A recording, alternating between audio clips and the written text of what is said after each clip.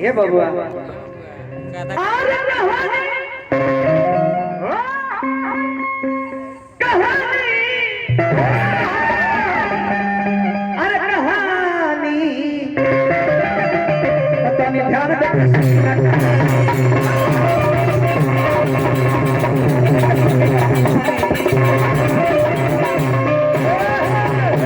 तनी ध्यान देके सुनी ना कहानी तो बेटा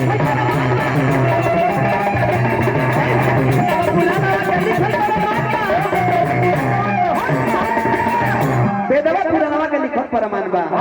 तो गावत तो बानी साथी बुद्धि बानी साथी बुद्धि में रहता ए बबुआ अरे गाय के सुना तानी अरे अपना जुबानी कहानी अरे कहानी तो तनी ध्यान देके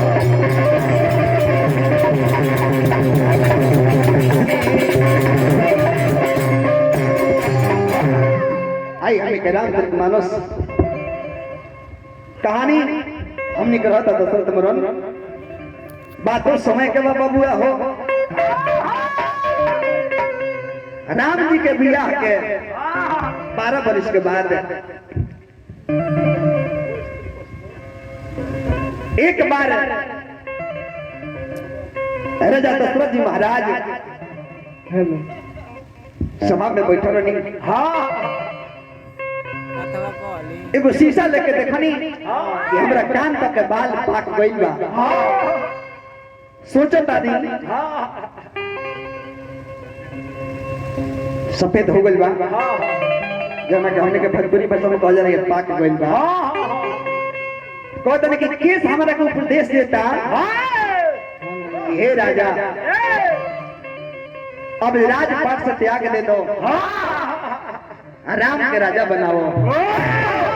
तो स्वामी जी लिखो तने कोई से एक ही समय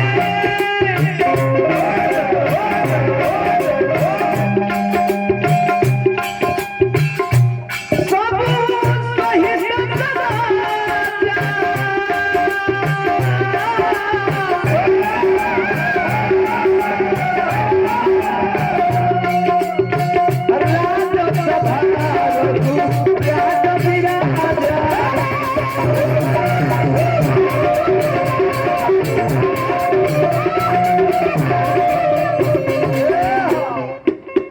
राजा ही है मन में सोचता नहीं एक समय वो स्वामी जी लिखता नहीं सरवन समीप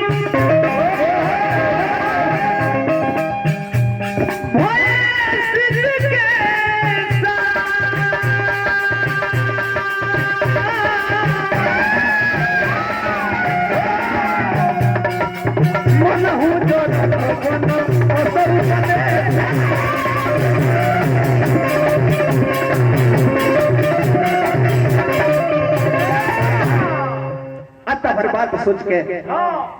अब गुरु वसीठ जी के लगे जाता नहीं बहुत तरीके सरकार हमारा मन करता अपन विचार देता नहीं कि हमारा मन करता कि राम के राज तिलक दे दी आ जाके है राम से बाबा वसीठ से राम जी सुनावत तनी कहता नहीं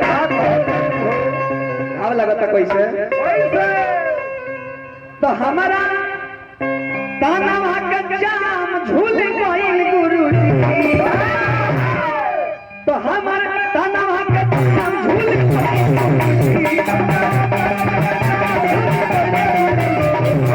तानवा के जाम झूल गइल गुरुजी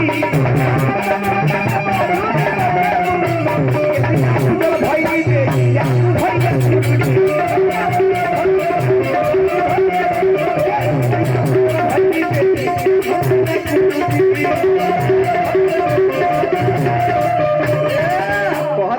बाबा चले के नहीं खतो हूं रे आजकल लौकत नहीं खतो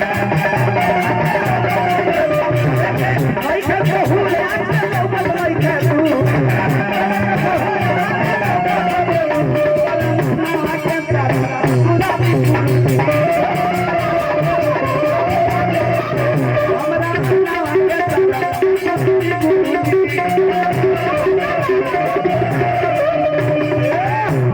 है जाके अपना मन के बात कहत नहीं। हाँ जब इतना भर बात हाँ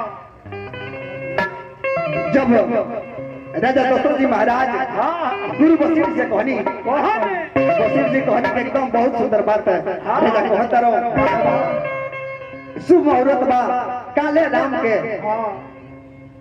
राज तिलक दे दो। आया के घरे लौटल बानी आ लौट के जाके सुमंत जी से कहनी के सुमंत जी आज में दगा दी डूबी दिवा दो, ऐलान करा दो कि काल राम के राज तिलक ये बबुआ हो राम के राज तिलक के सुन के गांव नगर